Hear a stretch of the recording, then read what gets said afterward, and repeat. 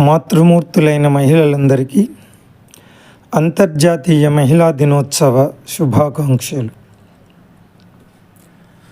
ఆధునిక మహిళ అభినందనం నీకు శుభవందనం.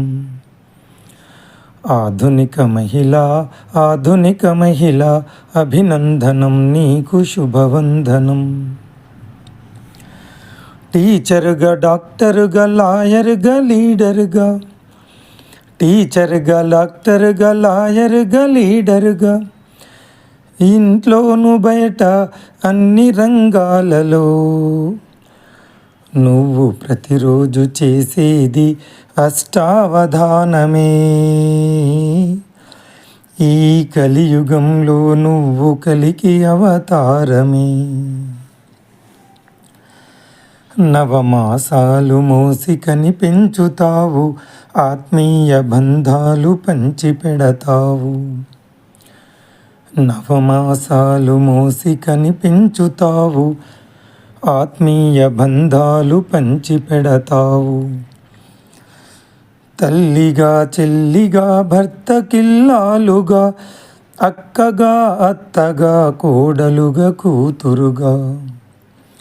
తల్లిగా, చెల్లిగా, భర్తకిల్లాలుగా, అక్కగా, అత్తగా, కోడలుగా, కూతురుగా నువ్వు ప్రతిరోజు చేసేది అష్టావధానమే.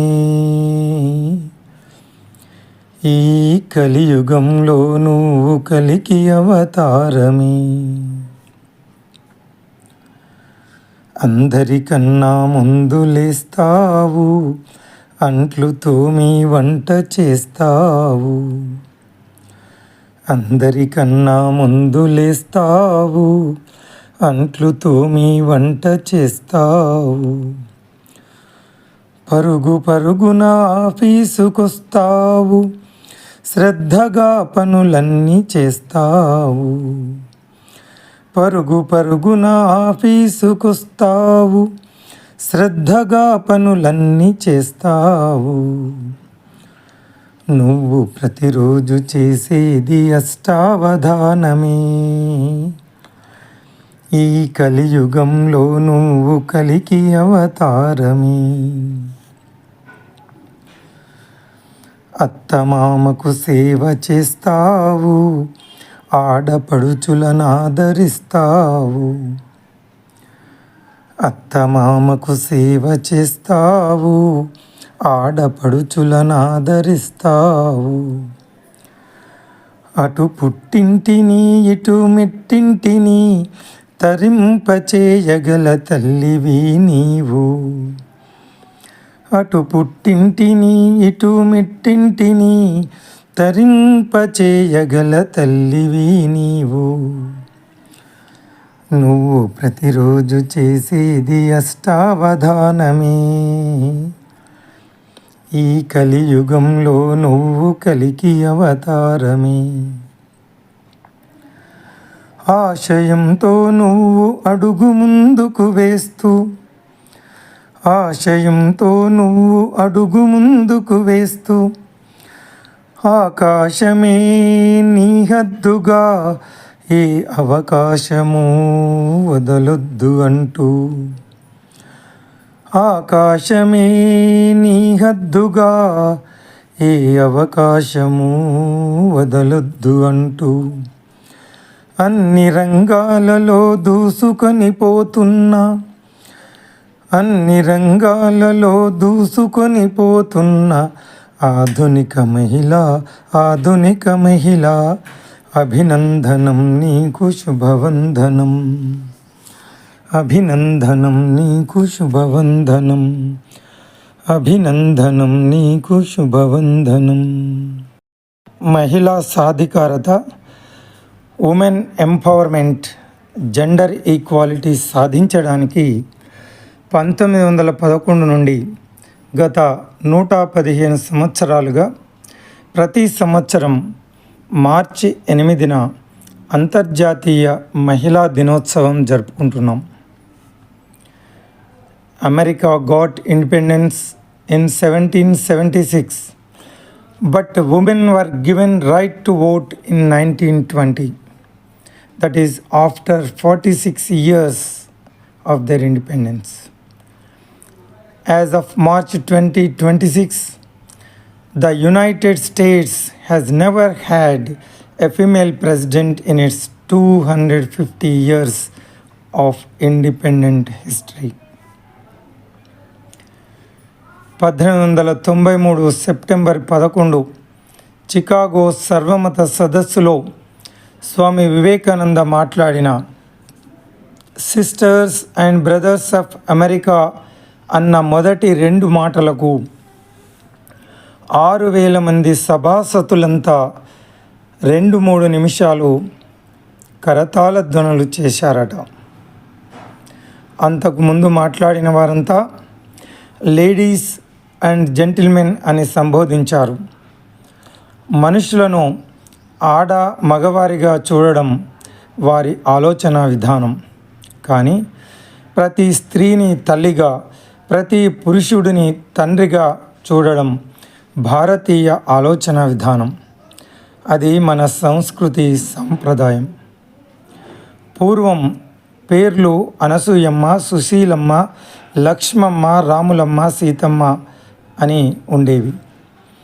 ఏ ఆడపిల్లనైనా అమ్మ అని పిలిచిన తర్వాత ఏ వ్యక్తి కూడా మనసులో దురుద్దేశం ఆలోచనలు చేయలేడు.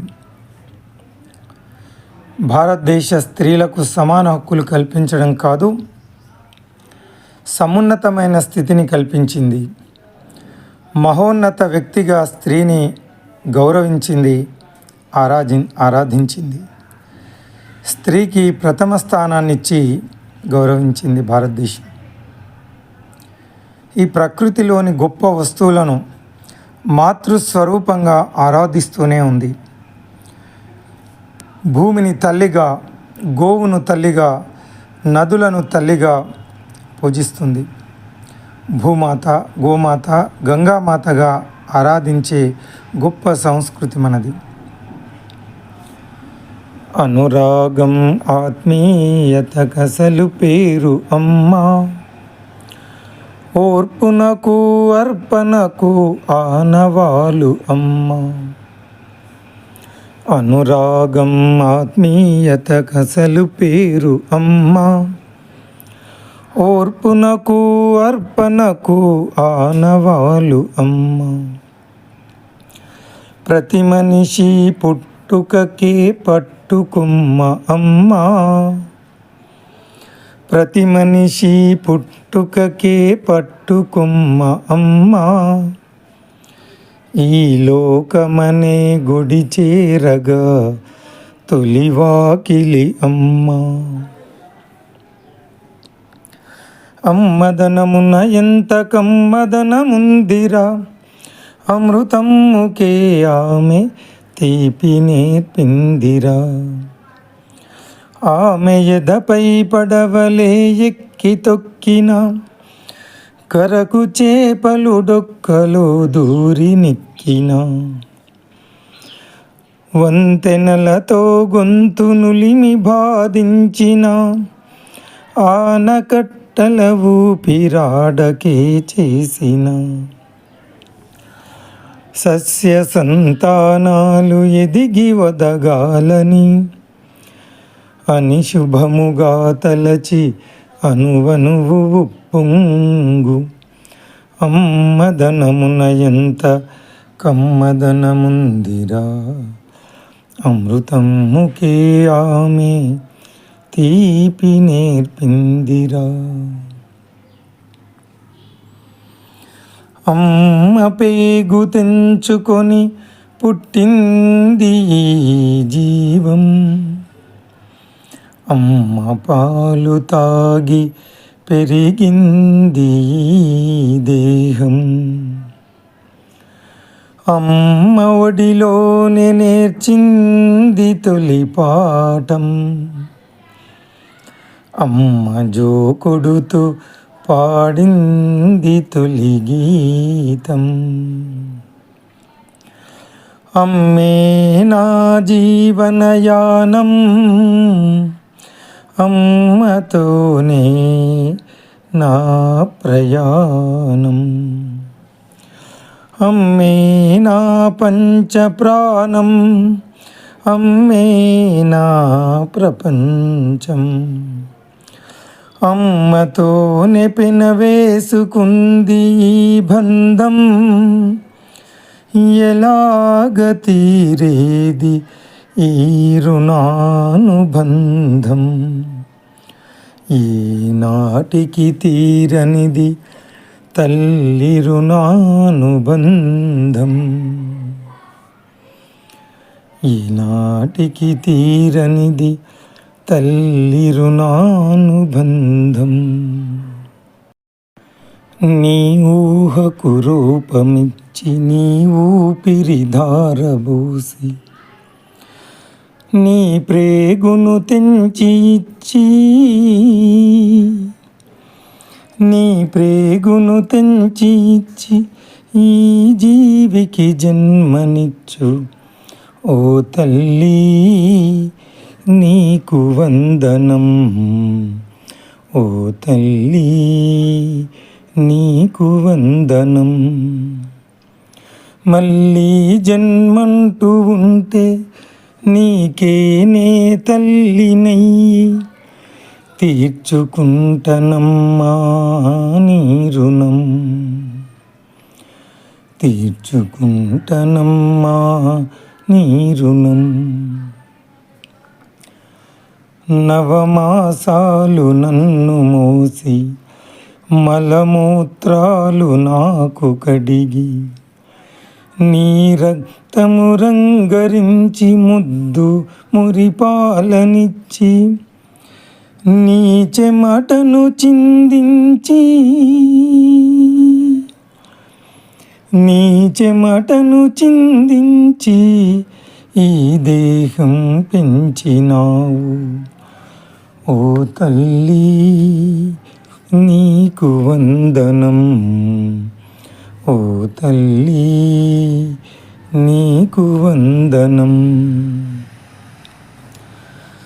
జో అచ్యుతానంద జో జో ముకుంద అంటూ లాలి పరమానంద రామ గోవింద అంటూ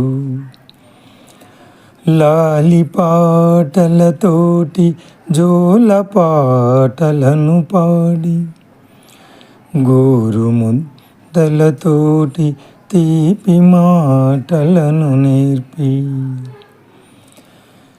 తప్పటడుగులు సవరించి తప్పటడుగులు సవరించి మంచి నడవడి నేర్పినావు ఓ తల్లి నీకు వందనం. ఓ తల్లి నీకు వందనం. నా ఒంటికి గాయమైతే నీ కంటిలో నీరు కారే, నా మనసు బాధపడితే నీ గుండె బరువెక్కే. నీవు దాచుకున్నదేదైనా మాకే పంచి ఇస్తావు, నీ నోమైనా రథమైనా మా కోసమే చేస్తావు. నీ కోసం కాకుండా మా కోసమే బ్రతుకుతావు ఓ తల్లి నీకు వందనం. ఓ తల్లి నీకు వందనం. మళ్ళీ జన్మంటూ ఉంటే నీకేనే తల్లినయ్యి తీర్చుకుంటనమ్మా నీ రుణం. తీర్చుకుంటనమ్మా నీ రుణం. అమ్మ ప్రేమ కోసమే ఆ భగవంతుడు సైతం అవతరిస్తాడు అంటారు. కేవలం సంకల్ప మాత్రం చేత దుష్ట శిక్షణ శిష్ట రక్షణ చేయగలిగిన పరమాత్ముడు ఎందుకు అవతరిస్తాడు అంటే కమ్మనైన అమ్మ ప్రేమ కోసమే అంటారు. పూర్వం ఎవరు గొప్ప అని పరీక్షించమని సరస్వతి, లక్ష్మీ, పార్వతి, విష్ణు, ఈశ్వర, బ్రహ్మదేవులను భూలోకానికి వెళ్ళి పరీక్షించమని చెప్పిందట. ముగ్గురు త్రిమూర్తులు అనసూయ అమ్మవారి దగ్గరికి వెళ్ళి అతిథులుగా వచ్చారు కదా, భోంచేసి వెళ్ళండి అని అనసూయమ్మ గారు అడిగితే, మాకొక నియమం ఉంది, మాకు వడ్డించేటప్పుడు శరీరం పైన ఎలాంటి దుస్తులు ధరించకుండా వడ్డిస్తేనే వారి ఇంట్లో మేము భోంచేస్తాము అంటారు. మంచిది మహాత్మా, కూర్చోండి అని చెప్పి అనసూయమ్మ ముగ్గురు త్రిమూర్తులను పసిపిల్లలుగా మార్చి వారికి పాలిచ్చి వారి కడుపు నింపి భోజనం పెట్టింది. దానికి త్రిమూర్తులు మైమరచి అలాగే పసిపిల్లలుగా ఉండిపోతారు. ఎంతైనా వారి భర్తలు రాకపోవడంతో ఆందోళన చెందిన లక్ష్మి, సరస్వతి, పార్వతి భూలోకానికి వచ్చి అనసూయమ్మను ప్రార్థిస్తారు. ఎలాగైనా మా భర్తలను తిరిగి మామూలు వ్యక్తులుగా చేయమని. వారి ప్రార్థన మన్నించిన అనసూయమ్మ తిరిగి పసిపిల్లలుగా ఉన్న త్రిమూర్తులను మళ్ళీ మామూలు వ్యక్తులుగా మారుస్తుంది. కానీ ఆ అమ్మతనంలో ఉన్న కమ్మనైన ఆ అమ్మ ప్రేమను చూసిన త్రిమూర్తులు అనసూయమ్మను వేడుకుంటారు. ఎక్కడైనా భక్తుడు భగవంతుణ్ణి ప్రార్థిస్తే భగవంతుడు వరమిస్తాడు. కానీ ఇక్కడ త్రిమూర్తులు కలిసి అమ్మ ప్రేమ కోసం అనసూయమ్మను వేడుకుంటే, అమ్మ నీ కడుపులో పుట్టే భాగ్యం మా త్రిమూర్తులకు కల్పించమని కోరుతారు. అనసూయమ్మ అనుగ్రహించి అలాగే అని వరమిస్తుంది. దాని ఫలితంగా త్రిమూర్తి స్వరూపంగా జన్మించిన మహానుభావుడే దత్తాత్రేయ స్వామి. అంటే అమ్మ ప్రేమ ఎంత గొప్పదో దీనివల్ల మనకు అర్థమవుతుంది. మిత్రులారా, మహిళా సాధికారత అంటే ఉమెన్ ఎంపవర్మెంట్. ఉమెన్ అంటేనే పవర్, పవర్ అంటేనే women. Women is power, power is women. Knowledge is power, prosperity is power, and the physical energy is power. Lakshmi, Saraswati, Durga, న్యాయదేవత అందరూ మహిళలే. అందరినీ మాతృమూర్తులుగానే మనం ఆరాధిస్తాం. There are 3 types of powers in the world.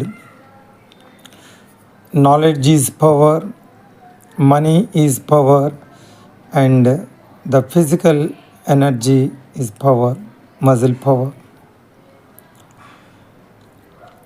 జ్ఞానశక్తి, ఐశ్వర్యశక్తి,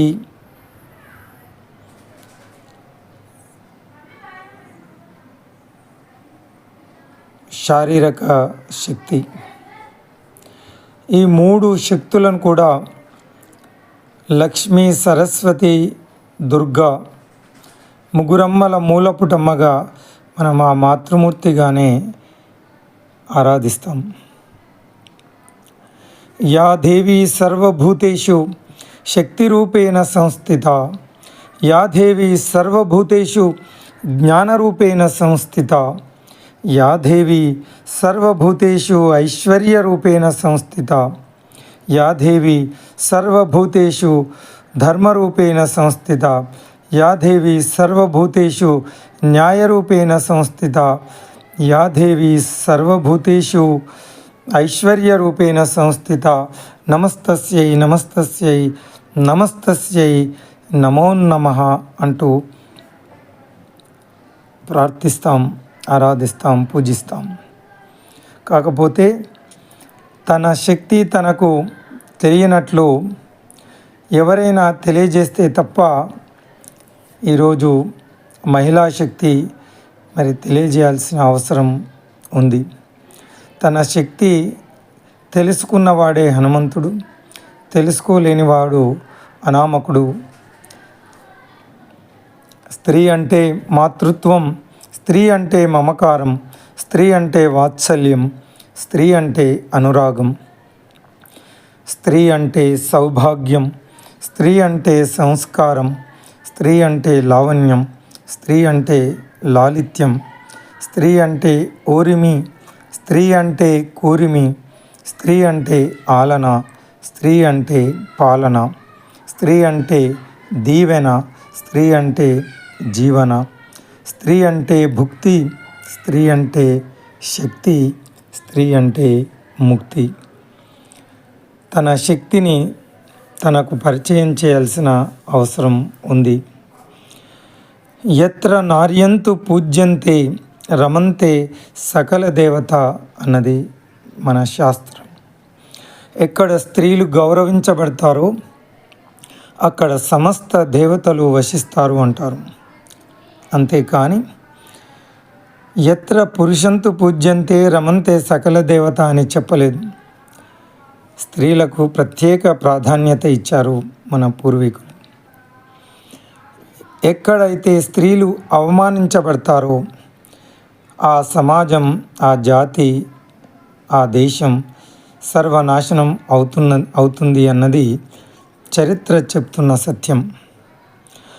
అశోకవనంలో సీతమ్మ కన్నీరు పెడితే లంకా నగరం సర్వనాశనం అయింది. కురు సభలో ద్రౌపదికి అవమానం జరిగితే సమస్త కురువంశం సర్వనాశనం అయింది. అందుకే పెద్దలు చెప్పేవారు, ఆడపిల్ల ఇంట్లో కన్నీరు పెట్టకూడదు అని. ఆడపిల్ల బాధపడితే ఇంటికి అరిష్టం అనేవారు. ఇక మహిళలకు సమాన అధికారం కాదు, సంపూర్ణ అధికారాలు ఇచ్చింది మన భారతదేశం. స్వయంవరం అంటే తన భర్తను ఎన్నుకునే స్వాతంత్ర్యం కేవలం అమ్మాయికి మాత్రమే కల్పించింది భారతదేశం. సీతా స్వయంవరం, ద్రౌపది స్వయంవరం, స్వయంవరంలోనే దమయంతి నలుణ్ణి వరిస్తుంది. ఇలా అనేక సందర్భాలలో వధువు స్వయంవరంలో తనకు నచ్చిన వరుణ్ణి ఎన్నుకోవడం అనాది నుంచి వస్తున్నటువంటి ఆచారం. ఈనాటికి వరుడు అంటే అర్థం ఏమిటంటే వరించబడేవాడు వరుడు, వధువు చేత వరించబడేవాడు ఆప్షన్. అది పురుషుడు స్త్రీని వరించడు, స్త్రీ పురుషుణ్ణి వరిస్తుంది. అందుకే వరుడు అంటే వరించబడే వ్యక్తి. ఇక అర్ధనారీశ్వర తత్వం మహాద్భుతంగా తెలియజేస్తుంది. ఆది దంపతులైన పార్వతీ పరమేశ్వరులు మనకు ఆదర్శం. వాగర్ధావివ సంపృక్తౌ వాగర్ధ ప్రతిపత్తయే జగత పితరౌ వందే పార్వతీ పరమేశ్వరౌ అని ప్రార్థిస్తాం. వాక్కు అర్థం ఎలాగైతే విడదీయలేమో, కాళిదాసు గారు, మహాకవి కాళిదాసు రచించిన రఘువంశం కావ్యంలోని మొదటి శ్లోకం ఇది. వాక్కు అర్థం ఎలాగైతే విడదీయరానిదో అలాగే భార్యాభర్తలు అనుబంధం కూడా విడదీయలేనిది. పార్వతీ పరమేశ్వరులాగా అర్ధనారీశ్వరం అంటే శరీరంలోని సగభాగాన్ని పార్వతీ పరమేశ్వరులుగా మనం చూస్తాం. సగభాగం పార్వతి, సగభాగం ఆ పరమేశ్వరుడుగా. అంటే భార్యాభర్తలు రెండు శరీరాలు అయినప్పటికీ ఒకే మనస్సు, ఒకే ఆత్మ, ఒకే హృదయంగా కలిసి మెలిసి జీవించమని ఒక గొప్ప ఆదర్శం, గొప్ప సందేశం మనకు ఆది దంపతులైన పార్వతీ పరమేశ్వరులు ఈ జగత్తుకు అందిస్తున్నారు. భార్యాభర్తలంటే అలా ఉండమని. ఇక వివాహ సమయంలో కూడా పెళ్ళిళ్ళలో పురోహితులు మనకు ప్రమాణం చేయిస్తారు. పంచభూతాల సాక్షిగా, బంధుమిత్రుల సాక్షిగా పురోహితుడు వరుణ్ణి ప్రమాణం చేయిస్తాడు. ఏమని అంటే ధర్మేచ, అర్థేచ, కామేచ, మోక్షేచ నాతి చరామి అనిపిస్తాడు 3 సార్లు. అంటే మన హిందూ వివాహ వేడుకలో వరుడు వధువుకు చెప్పే ప్రమాణం, ఇది చేసే ప్రమాణం. దీని అర్థం ఏమిటంటే ధర్మ, అర్థ, కామ, మోక్షాలు తీర్చుకోవడానికి నేను చేసే ప్రతి పనిలోనూ నీ అనుమతి లేకుండా, నీకు ఇష్టం లేకుండా నిన్ను అతిక్రమించి వెళ్ళను అని ప్రమాణం చేస్తాడు. అంటే చూడండి, ధర్మం పాటించడంలోనూ, అర్థం సంపాదించడం, డబ్బు సంపాదించడంలోనూ, కోరికలు తీర్చుకోవడంలోనూ నిన్ను ఏనాటికి అతిక్రమించను, దాటి వెళ్ళను అని పంచభూతాలు, బంధుమిత్రుల సాక్షిగా ప్రమాణం చేస్తాడు భర్త. ఎంత గొప్ప విషయమో చూడండి. అందుకే భార్య లేనివాడు యజ్ఞయాగాలు, దాన ధర్మాలు, నోములు, వ్రతాలు, చివరికి కన్యాదానం కూడా చేయడానికి వీల్లేదు అంటుంది మన శాస్త్రం. అంటే ఎంత భార్య లేకపోతే ఏ పని భర్త చేయకూడదు అంటే భార్యకు సమాన హక్కులు కాదు, సంపూర్ణ హక్కులను ప్రసాదించింది మన భారతీయ సంస్కృతి, మన శాస్త్రాలు. అది అర్థం చేసుకోకపోతే మన పొరపాటు అవుతుంది.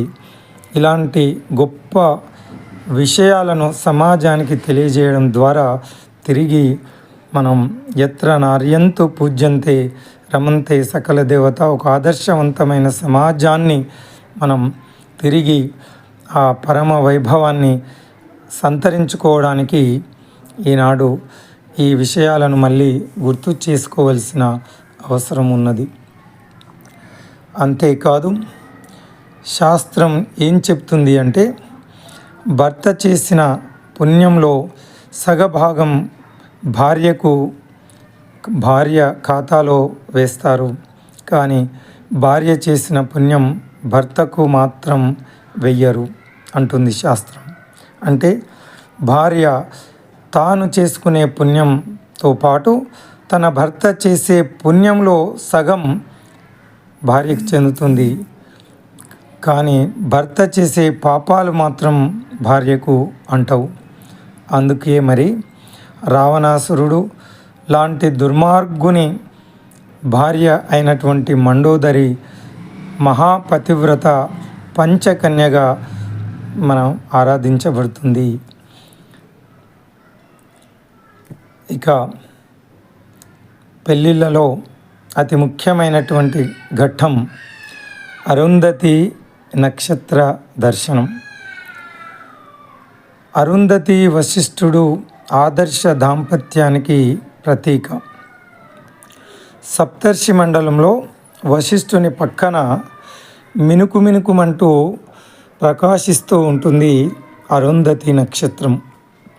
ఆశ్చర్యకరమైన అద్భుతమైన దృగ్విషయం ఏమిటంటే ఈ అనంత విశ్వంలో కేవలం అరుంధతి వశిష్ఠ నక్షత్రాలు మాత్రమే ఒకదాని చుట్టూ మరొకటి సరి సమానంగా తిరుగుతూ ఉంటాయి, పరిభ్రమిస్తూ ఉంటాయి. సూర్యుని చుట్టూ గ్రహాలు తిరుగుతాయి, కానీ గ్రహాల చుట్టూ సూర్యుడు తిరగడు. భూమి చుట్టూ చంద్రుడు తిరుగుతుంది, కానీ చంద్రుని చుట్టూ భూమి తిరగదు. వేల లక్షల యుగాల ముందే ఈ దృగ్విషయాన్ని తెలుసుకున్న భారతీయులు భార్యాభర్తలు అంటే ఎక్కువ తక్కువ అనే భావన లేకుండా సమానంగా ఇద్దరి మనోభావాలను, ఒకరి మనోభావాలు ఒకరు గౌరవిస్తూ కలిసిమెలిసి జీవించాలని చెప్పి అనేక విధాలుగా పార్వతీ పరమేశ్వరులు కావచ్చు, ఇలా ప్రమాణం ధర్మేచ అర్థేచ అని ప్రమాణం చేయడం కావచ్చు, అరుంధతి నక్షత్రాన్ని చూపించి ఆ విధంగా భార్యాభర్తలు ఒకరి భావాలు మరొకరు గౌరవిస్తూ సహజీవనం చేయాలని చెప్పి ఆనందంగా దాంపత్య జీవితాన్ని గడపాలని మనకు తెలియజేస్తారు.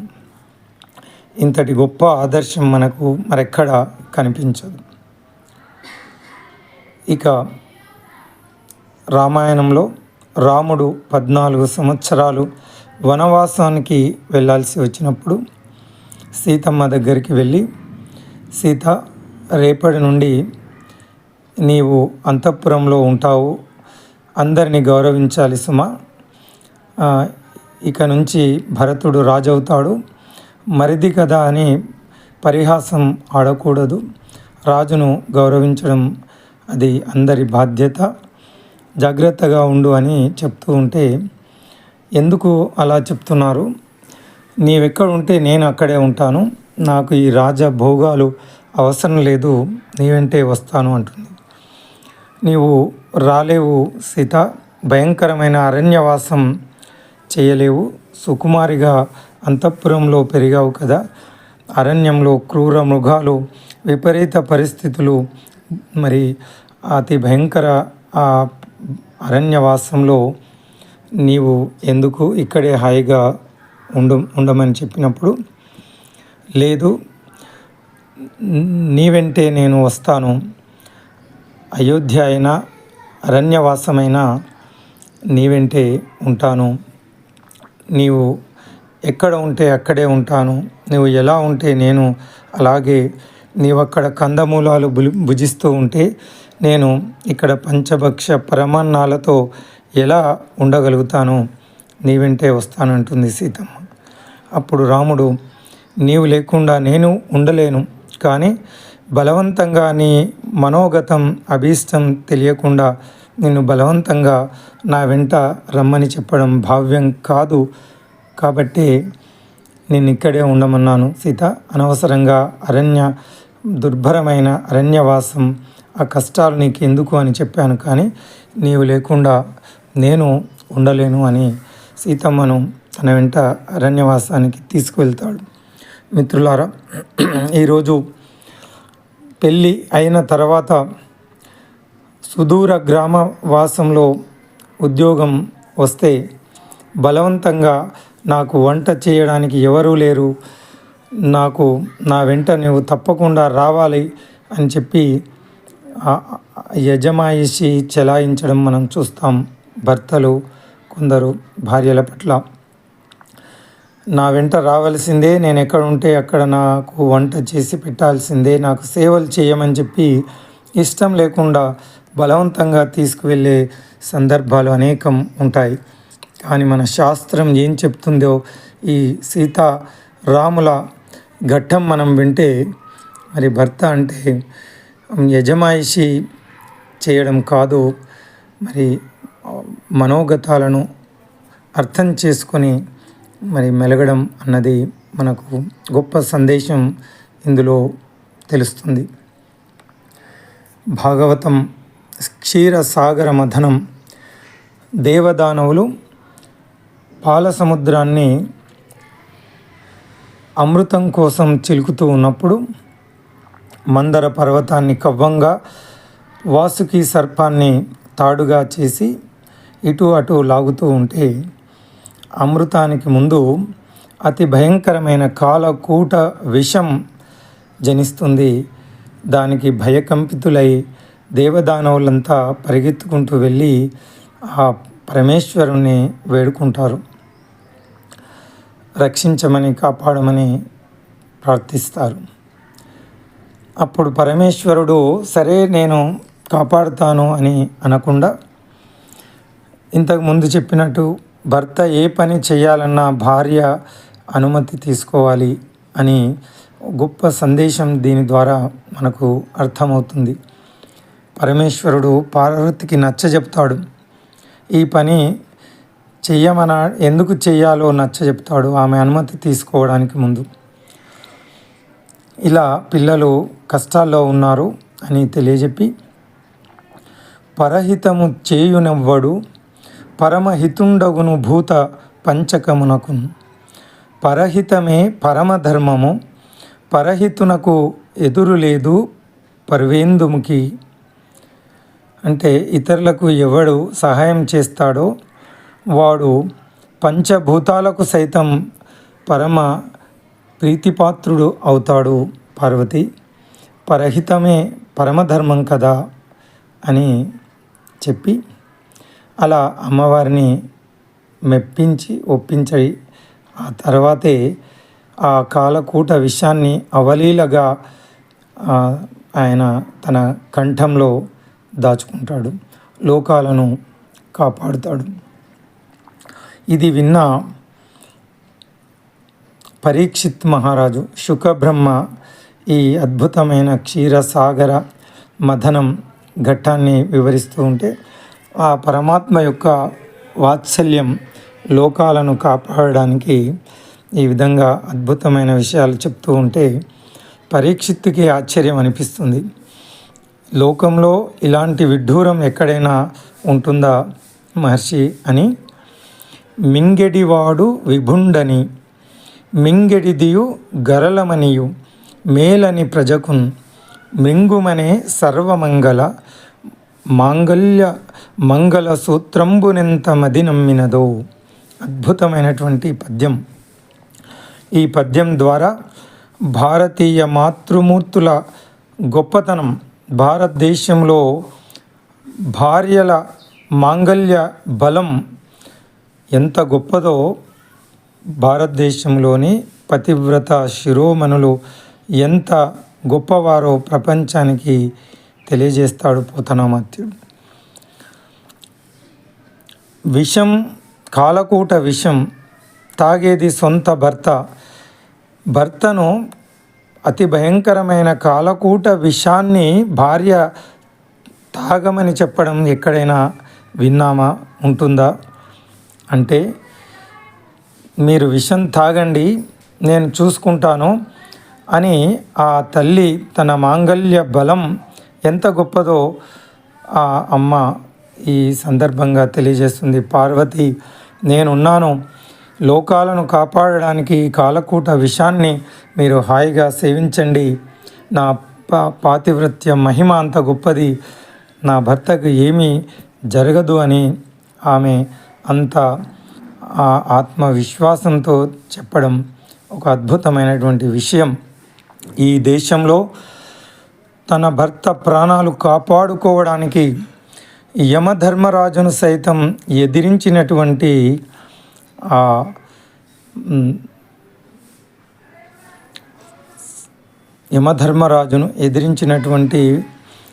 పతివ్రత శిరోమణి ఆమె సావిత్రి మనకు ఆదర్శం.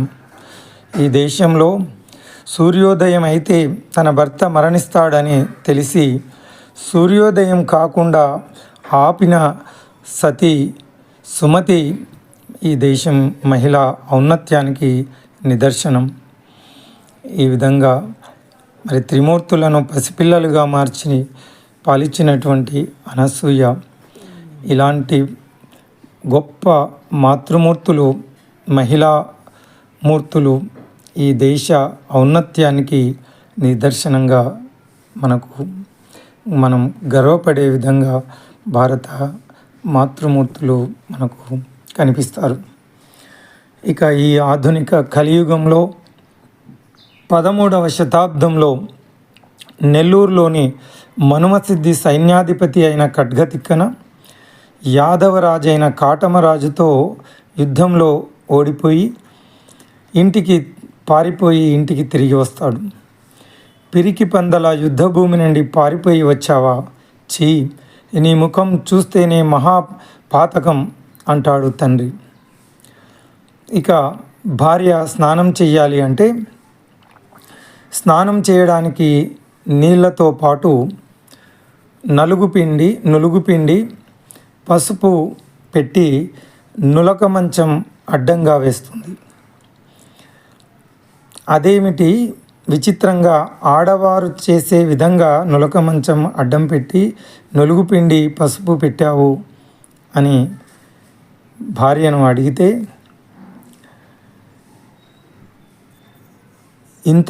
ఇంతవరకు మన ఇంట్లో నేను మీ అమ్మగారు మాత్రమే ఆడవాళ్ళము అనుకున్నాను. ఈరోజు నుంచి నేను మీ అమ్మగారితో మీరు కూడా ఆడవారే అయిపోయారు, ముగ్గురం ఆడవాళ్ళం ఉన్నాము అంటుంది. ఇక భోజనం వడ్డిస్తూ వారి ఖడ్గతిక్కన తల్లి విరిగిన పాల గ్లాసు ఉంచుతుంది. ఏమిటమ్మా పాలు విరిగిపోయాయి అని ఖడ్గతిక్కన అడిగితే, నీవు కూడా నడుము విరిగిన వాడిలా పిరికి పందల పారిపోయి యుద్ధభూమి నుండి వచ్చావు కదా, మరి అందుకేనేమో ఆవులు కూడా విరిగిన పాలిచ్చాయి ఈరోజు అంటుంది. అలా తండ్రి, తల్లి, భార్య అన్న మాటలకు రోషంతో పౌరుషంతో యుద్ధభూమికి వెళ్ళి వీరోచితంగా పోరాడి వీరమరణం పొందాడు ఖడ్గతిక్కన. ఇలాంటి వీరమాతలు భారతదేశంలో ఉగ్గుపాల నుండి ధైర్య సాహసాలు, మన వీర గాథలు, దేశభక్తిని నూరిపోసిన ఒక జిజియాబాయి శివాజీని తయారు చేస్తే ఎంతోమంది వీరమాతలు తమ పిల్లలకు దేశభక్తిని నూరిపోసి, తమ వీర పత్నులు తమ భర్తలను, వీరమాతలు తన బిడ్డలను వీర తిలకం దిద్ది దేశ రక్షణ కోసం మన ధన జీవన సర్వస్వాన్ని త్యాగం చేయమని పంపించిన వీర భారత నారీమణులు ఎందరో మనకు ఆదర్శం, ఆరాధ్యం. ఇక లేడీస్ ఫస్ట్ అని వింటూ ఉంటాం. ఈ లేడీస్ ఫస్ట్ అన్న మాట భారతదేశంలో నుంచి వచ్చిందే. ఎందుకంటే ఈ దేశంలో స్త్రీ తర్వాతే పురుషునికి స్థానం. మాతృదేవో భవ, పితృదేవో భవ, ఆచార్య దేవో భవ, అతిథి దేవో భవ అన్న ఆర్యోక్తిలోనూ మొదటి స్థానం మాతృమూర్తికి దక్కింది. ఆ తర్వాతే పితృదేవో భవ. ఇక మనం శ్రీమతి, శ్రీ అని పిలుస్తాం. అంటే ముందు శ్రీమతి, తర్వాతే శ్రీ. ఇక సీతారాములు భార్యాభర్తల పేర్లు చదివేటప్పుడు ముందు భార్య పేరు, తర్వాత భర్త పేరే వస్తుంది. సీతారాములు, పార్వతీ పరమేశ్వరులు. అంతేగాని రాములు సీత అని చెప్పం, పరమేశ్వరుడు పార్వతి అనం. అలా మొదటి స్థానం అనేక సందర్భాలలో ఆ స్త్రీ తర్వాతే పురుషుడు. భారతదేశంలో అనాది నుంచి వస్తున్నటువంటి ఆచారం లేడీస్ ఫస్ట్.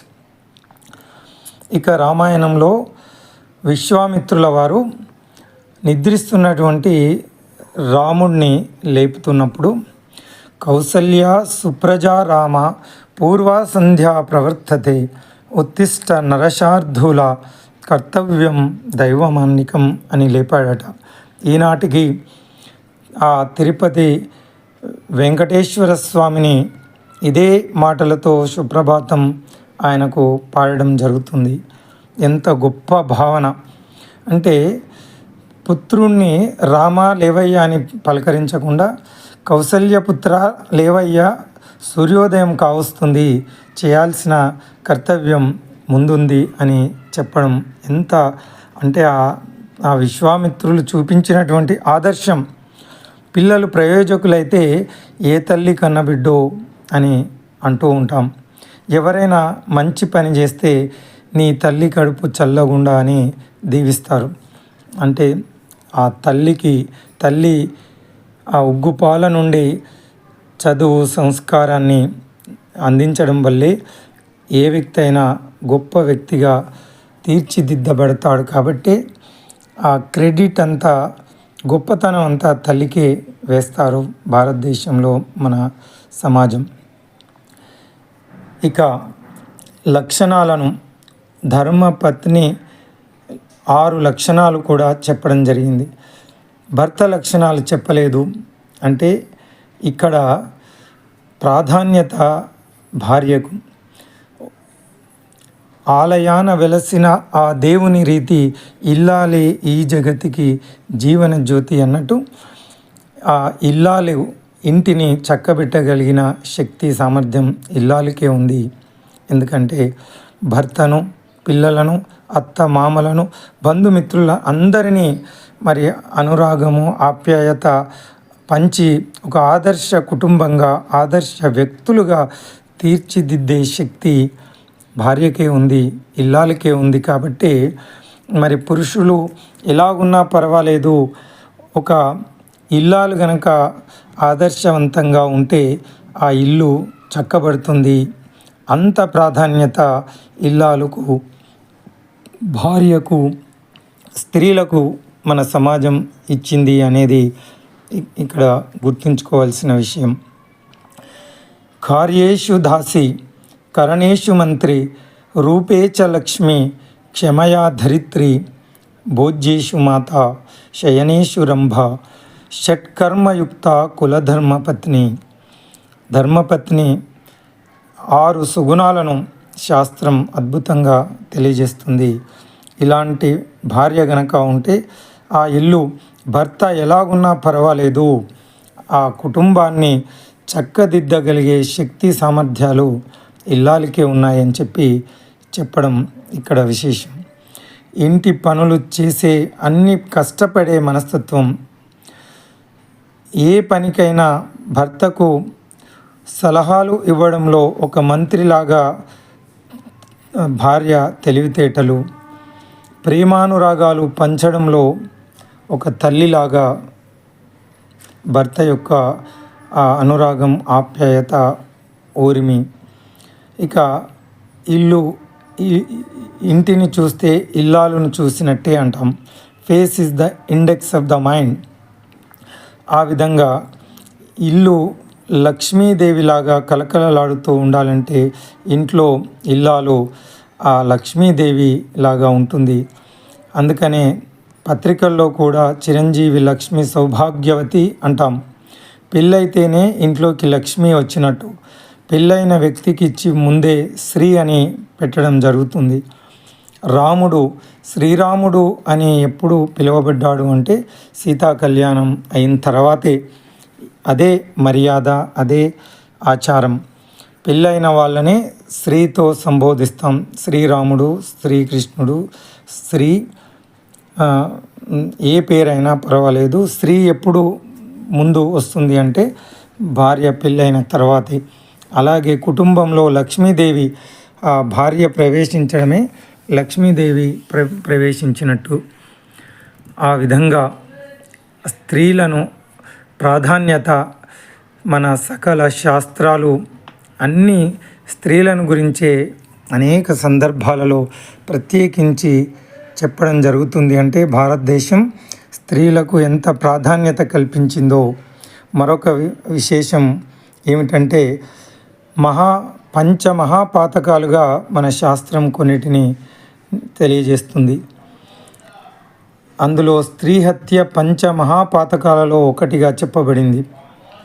సనాతన ధర్మ శాస్త్రాల ప్రకారం బ్రహ్మహత్య, గోహత్య, శిశుహత్య, స్త్రీ హత్య, గురుహత్యలను పంచమహాపాతకాలుగా పేర్కొంటుంది శాస్త్రం. అంటే స్త్రీని చంపడం. అందుకే శ్రీరాముడు మొట్టమొదలు ఆ తాటకను చంపమని విశ్వామిత్రుడు అన్నప్పుడు సందేహిస్తాడు. మొట్టమొదటి జీవితంలో మహిళ హత్య ఎలా చేయాలి అని. అంటే ఈ దేశంలో గోహత్య, భ్రూణహత్య, శిశుహత్య, స్త్రీ హత్య బ్రహ్మహత్య మహాపాపం అని చెప్పబడింది. అంటే స్త్రీలను బాధించడమే కాదు, వారి మనస్సు బాధ పెట్టడం కాదు, స్త్రీలను హత్య చేయడం కూడా మహాపాపం అని చెప్పడం. పురుషులను హత్య చేయడం పాపం అని చెప్పలేదు. అంటే పాపం, అందులో వీటిని ప్రత్యేకించి మహాపాపంగా పేర్కొనడం అంటే స్త్రీకి ఒక ప్రత్యేక గౌరవాన్ని అందించడం ఇందులో మనం చూస్తాం.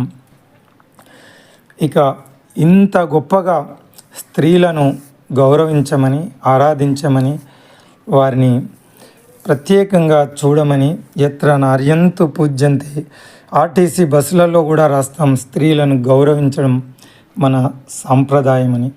స్త్రీలను బాధ పెట్టకుండా చూడడం మన కనీస కర్తవ్యమని చెప్పినటువంటి భారతదేశంలో తల్లిని ప్రత్యక్ష దైవంగా చూడమన్న భారతదేశంలో ఈరోజు మనం గమనించినట్టయితే ఆడపిల్ల కనిపిస్తే మదమెక్కి ప్రవర్తించడం కాదు, మర్యాదగా ఎలా ఉండాలో మనకు లక్ష్మణుడు రామాయణంలో అద్భుతమైన ఘట్టం మనకు ఆదర్శంగా ఈనాడు ప్రతి అబ్బాయి, ప్రతి తల్లిదండ్రులు, ప్రతి తన కొడుకులకు, పిల్లలకు, ప్రతి టీచర్స్ ఇలాంటి విషయాలు చెప్పడం వల్ల వారు ఎలా ప్రవర్తించాలో ఆడపిల్లలతో మనం తెలుసుకోవాలని గొప్ప గొప్ప విషయాలు మనకు మన పురాణ ఇతిహాసాలలో చెప్పబడ్డాయి. ఆదర్శంగా ఉండమని చెప్తాడు. సీతాపహరణం రామాయణంలో సుగ్రీవుడు సీతమ్మ జార విడిచిన నగల మూటను తీసుకొచ్చి రాముని చేతిలో పెట్టి, చూడండి ఇవి ఆ సీతమ్మ నగలేమో అన్నప్పుడు, అది చెప్పగానే రాముని కళ్ళల్లో నీళ్లు తిరిగి దుఃఖంలో ఉండి, కళ్ళల్లో నీళ్లు ఉండడం వల్ల నగలను స్పష్టంగా చూడలేక, లక్ష్మణ చూడనాయన ఇవి మీ వదినమ్మ నగలేమో చూడమని చెప్తే, లక్ష్మణుడు ఆ నగలన్నిటినీ చూసి, అన్నగారు ఈ నగలన్నీ నేను గుర్తించలేను, కానీ మా సీతమ్మ పాదాలకు ధరించే ఆభరణాలను మాత్రం నేను గుర్తించగలను.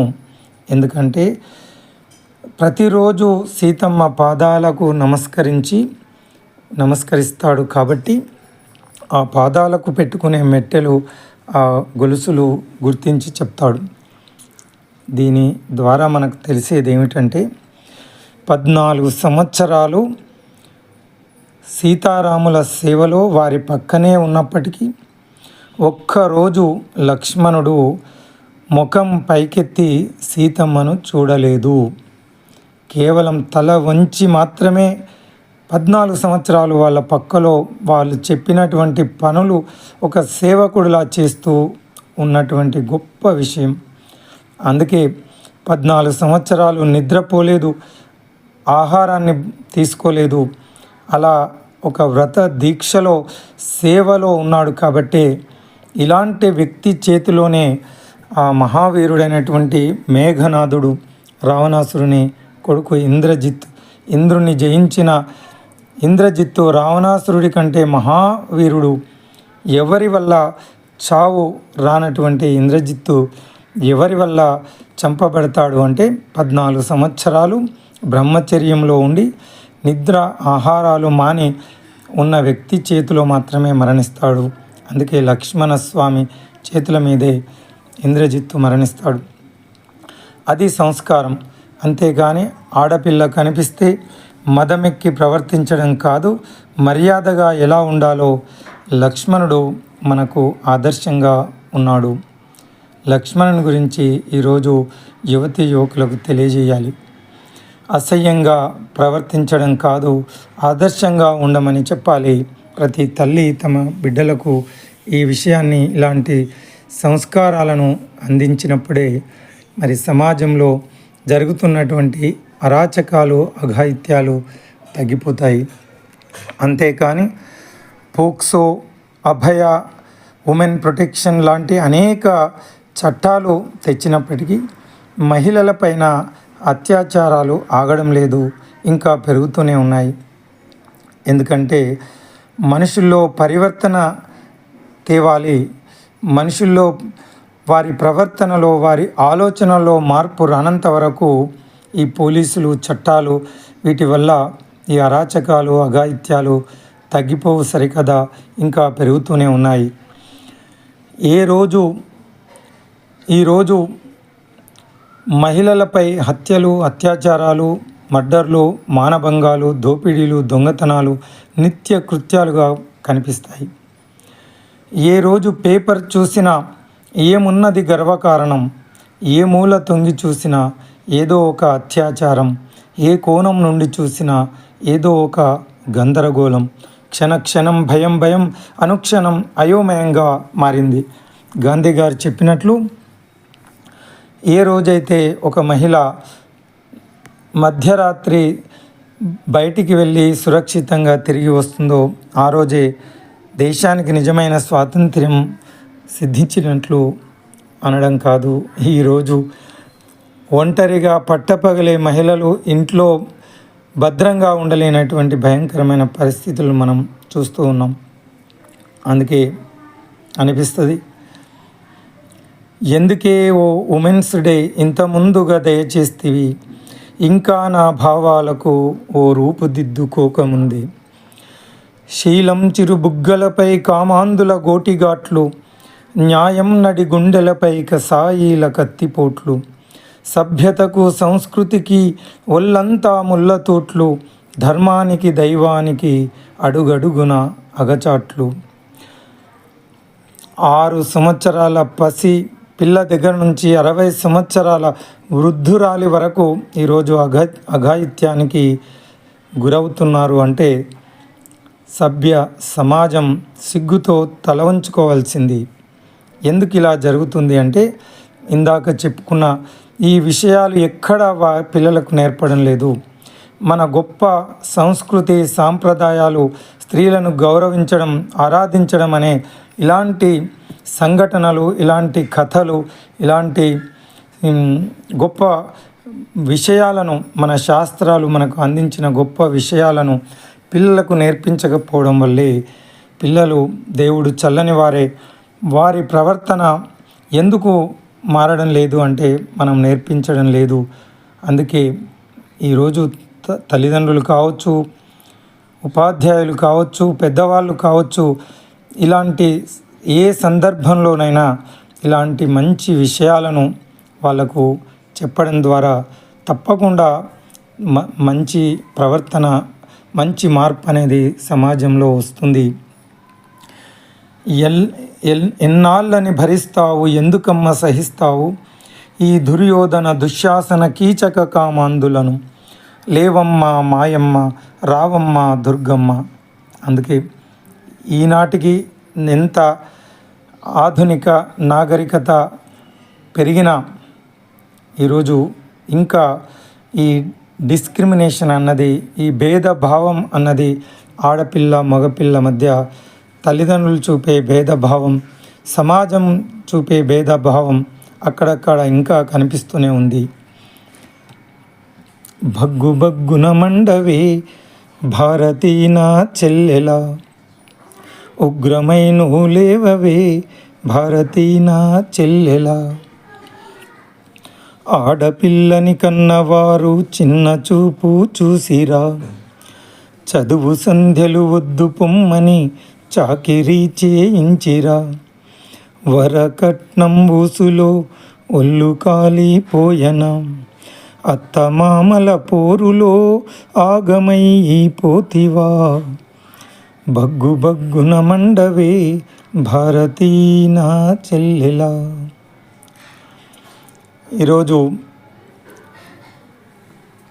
ఇలాంటి అరాచకాలకు అడ్డుకట్ట వేయాల్సిన అవసరం ఉంది. ఆకాశంలో సగం జనాభాలో సగానికి పైన ఉన్న స్త్రీల అభివృద్ధి లేకుండా సమాజ అభివృద్ధి మనం చూడలేం. ఆడది అబల కాదు సబల అని ఆనాడు ఈనాడు నిరూపిస్తూనే ఉన్నప్పటికీ ఈ భేదభావాన్ని మనం ఎందుకు చూపాలి? ముదితల్ నేర్వగరాని విద్య కలదే ముద్దార నేర్పించిన అని ఏనాడో చిలకమర్తి వారు తన ప్రసన్న యాదవం అనే పుస్తకంలో అద్భుతంగా రాయడం జరిగింది. చదువన్నేర్తురు పురుషుల వలెన్ శాస్త్రంబుల్ పఠింపించుచో అదమన్నేర్తురు శత్రుసేనల ధనుర్వ్యాపారముల్ నేర్పుచో ఉదితోత్సాహముతోడ ఏలగలరి ఉరువిన్ ప్రతిష్ఠించుచో ముదితల్ నేర్వగరాని విద్య కలదే ముద్దార నేర్పించినన్ అంటారు చిలకమర్తి వారు. అంటే చదివించాలే కానీ సకల శాస్త్రాలు అవలీలగా నేర్చుకుంటారు. ధనుర్విద్యను నేర్పిస్తే కథన రంగంలో శత్రు సేనలను చీల్చి చెండాడుతారు. మరి నాయకత్వాన్ని అప్పగిస్తే ఈ భూమండలాన్ని ఆదర్శవంతంగా పరిపాలిస్తారు. మా ఆడవారు నేర్చుకోలేని విద్య అంటూ ఉందా? వారికి నేర్పించాలే కానీ అంటారు చిలకమర్తి వారు. అది అక్షరాల నిజం. లేచింది మహిళా లోకం, దద్దరిల్లింది పురుష ప్రపంచం అన్నట్టు ఈరోజు అన్ని రంగాలలో అద్భుతంగా అమ్మాయిలు రాణిస్తూ ఉన్నారు. అందుకని పురుషుల కంటే అన్ని రంగాలలో ముందుకు వెళ్తూ ఉన్నారు. చదువులో కానీ, ఉద్యోగంలో కానీ, ఒకటేమిటి అన్ని రంగాల్లో. ఆకాశానికి నిచ్చెన వేసి అంతరిక్షాన్ని పరిశోధిస్తున్నారు. మనం సునీత విలియమ్స్ లాంటి వాళ్ళు ఈరోజు అంతరిక్ష పరిశోధనల్లో ఆస్ట్రోనాట్స్గా వెళ్ళడం చూస్తున్నాం. సముద్ర గర్భంలోకి వెళ్ళి సాగర మథనం చేస్తున్నారు. యుద్ధ విద్యలు నేర్చి రక్షణ రంగంలో అద్భుతంగా రాణిస్తున్నారు. ఆనాడు మహిషాసురుణ్ణి చంపిన మరి దుర్గలాగా, నరకాసురుణ్ణి సంహరించిన సత్యభామలాగా, మరి రవి అస్తమించని బ్రిటిష్ సామ్రాజ్యాన్ని ఎదిరించిన కత్తి జులిపించి కథన రంగంలో దూకిన ఝాన్సీ రాణి వీర నారీమణులు ఎందరో. శాస్త్ర సాంకేతిక రంగాలలో మాకు సాటి లేరు అనిపిస్తున్నారు. వ్యాపార రంగంలోనూ లాభాలతో దూసుకుపోతున్నారు. ఈరోజు పేరు మోసిన కంపెనీల సీఈఓలు, అనేక కంపెనీలను స్థాపించిన మహిళలు ఎంటర్‌ప్రెన్యూర్స్గా, మరి సీఈఓలుగా, చీఫ్ ఎగ్జిక్యూటివ్ ఆఫీసర్స్గా మరి వారి ప్రత్యేకతను చాటుకుంటూ మరి అద్భుతంగా వారి ప్రతిభా పాటవాలను చూపిస్తున్నారు. క్రీడారంగంలోనూ మనకు ఒలింపిక్స్ సాధించినటువంటి అనేక మంది మన భారత యువతులు కళారంగంలో తారలుగా దూసుకుపోతున్నారు. ఐఏఎస్, ఐపీఎస్లుగా రాణిస్తున్నారు. మిత్రులారా, మొన్న జరిగిన ఆపరేషన్ సింధూర్ ప్రపంచం అబ్బురపడే విధంగా మన వీర నారీమణులు పైలట్స్గా వెళ్ళి అత్యంత ధైర్య సాహసాలతో శత్రు దేశంలోకి చొచ్చుకు వెళ్ళి మరి అద్భుతంగా వారు శత్రు మూకలను, ఆ టెర్రరిస్ట్ క్యాంపులను ఛేదించి వచ్చిన భారతదేశం ప్రపంచమే గర్వపడే విధంగా చేసిన విషయం మనందరికీ తెలుసు. భారతీయుల కళా ప్రాభవం ములికించి తీయగా పాడిన కోయిలమ్మ, కమనీయ వంగడమెల్ల మూర్తిలో ప్రసరించినట్టి మేల్పసిడి బొమ్మ, స్వరాజ్య వీర విహార రంగములోన కోరి దూకిన తెలుగు కోడలమ్మ, మానవ కళ్యాణ మంగళారతి జ్యోతి చెయ్యెత్తి చూపిన చెల్లెలమ్మ, పశ్చిమాలు విస్పారించి ప్రేమింప పాఠాలు నేర్పిన పంతులమ్మ. భారత నారీ ప్రతాప ప్రాభవ గరిమ కండ కండాలు చల్లి విఖ్యాతిగన్న సరోజినీ దేవి దీక్ష సూత్రాన ఆ దేవి దివ్య సుగుణ పుష్పములనేరి విరిదండ పూర్తి చేసి పుణ్య భారతమాతను పూజ చేసి ఘనతకెక్కుడి భారత వనితలారా. పుణ్య భారతమాతను పూజ చేసి ఘనతకెక్కుడి భారత వనితలారా.